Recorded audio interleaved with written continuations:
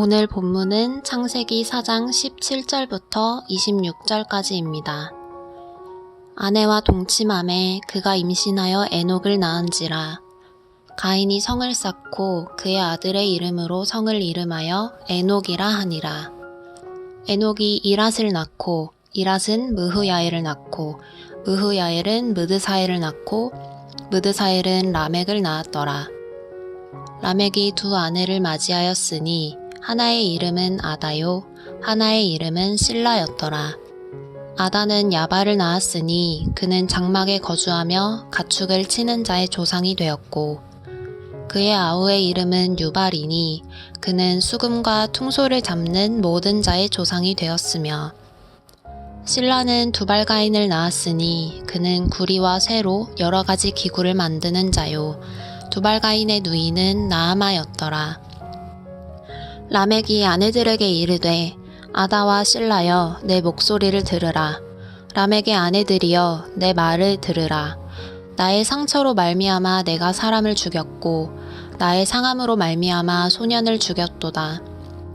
가인을 위하여는 벌이 7배일진데 라멕을 위하여는 벌이 77배이리로다 하였더라. 아담이 다시 자기 아내와 동침하매 그가 아들을 낳아 그의 이름을 셋이라 하였으니 이는 하나님이 내게 가인이 죽인 아벨 대신에 다른 씨를 주셨다 함이며, 셋도 아들을 낳고 그의 이름을 에노스라 하였으며 그때 사람들이 비로소 여호와의 이름을 불렀더라. 아멘. 가인은 문제가 참 많은 사람입니다. 가인은 하나님의 말씀을 버리고 자신이 추구하는 인생과 문화, 자신의 나라를 일구어 갑니다. 하나님께서는 가인이 아벨을 죽였을 때 말씀하십니다.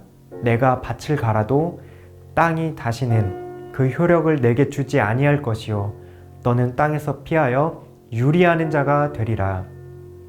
땅에서 피하여 유리하는 자, 곧 배회하고 방황하며 집 없이 떠돌아다니는 그런 인생이 될 것이라고 하나님은 말씀하십니다.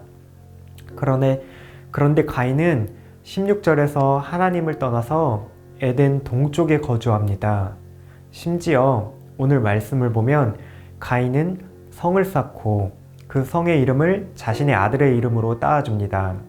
하나님의 말씀과 정반대로 살아갑니다. 가인은 하나님 앞을 떠나서 자신의 나라를 일구면서 살아갑니다. 물론 하나님께서는 일반적으로 은총을 베푸셔서 가인의 자손들을 통해 가축을 치는 목축업이 발달하게 하고 음악을 하는 예술가들이 또 나오고 여러 가지 도구를 사용하는 그런 기술들을 발전시킵니다.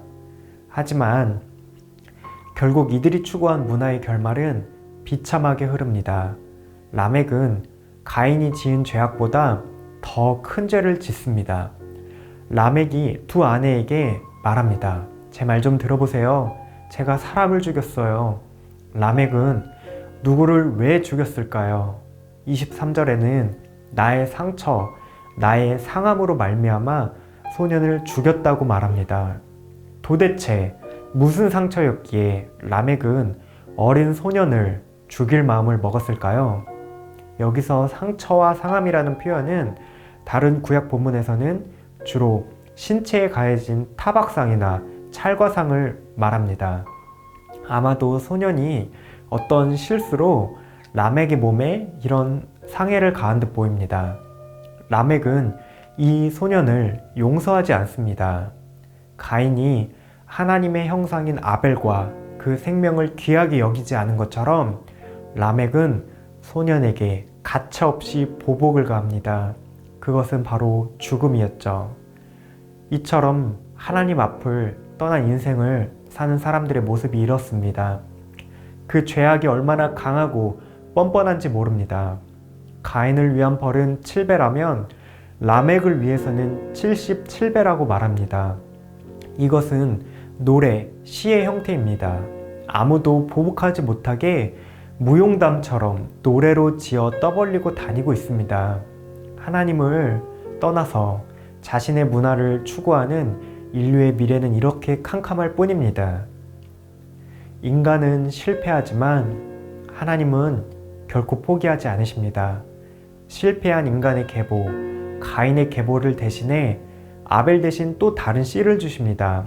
여자의 씨, 곧 여자의 후손, 뱀의 머리를 밟아버릴 새로운 소망의 후손을 주십니다. 이때 낳은 아들 셋의 후손은 하나님 앞을 떠나 살지 않습니다. 그때 비로소 여호와의 이름을 부릅니다. 여호와의 이름을 부르는 인생, 곧 하나님 앞에서 살아가는 인생입니다. 오늘 말씀은 하나님 앞을 떠난 인생과 하나님의 이름을 부르는 인생의 계보를 극명하게 보여줍니다. 하나님 앞을 떠난 인생은 하나님의 말씀을 버리고 자신의 문화와 자신의 나라를 세워갑니다. 그렇기 때문에 다른 사람들을 하나님의 형상으로 존귀하게 돌보지 않습니다. 그러나 우리는 예수 그리스도 안에서 하나님의 이름을 부르는 인생으로 부름받았습니다. 우리가 살아가는 모든 삶의 자리는 하나님 앞에서 하나님 나라를 일구어가는 자리입니다. 우리와 함께하는 가족, 이웃, 교회 공동체를 귀하게 여기고 돌보며 살아갑니다. 오늘 말씀을 통해서 배울 수 있는 하나님 앞에서 살아가는 방법은 아주 간단합니다. 우리 하나님의 이름을 불러보는 것입니다. 우리가 비록 순간순간 연약해서 하나님 앞에서 넘어졌다 느낄 때가 참 많습니다. 우리를 구원하신 예수님의 이름을 한번 불러보면 좋겠습니다. 하나님 도와주세요. 예수님 은혜와 사랑을 베풀어 주세요 하고 말이죠.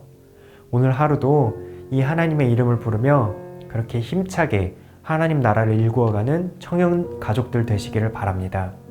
이 시간 말씀을 생각하시면서 함께 기도하시겠습니다.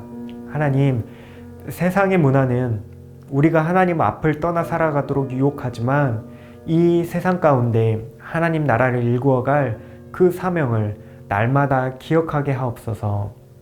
날마다 우리를 포기하지 않으시는 하나님의 이름을 부르며 하나님 앞에서 살아가게 하옵소서.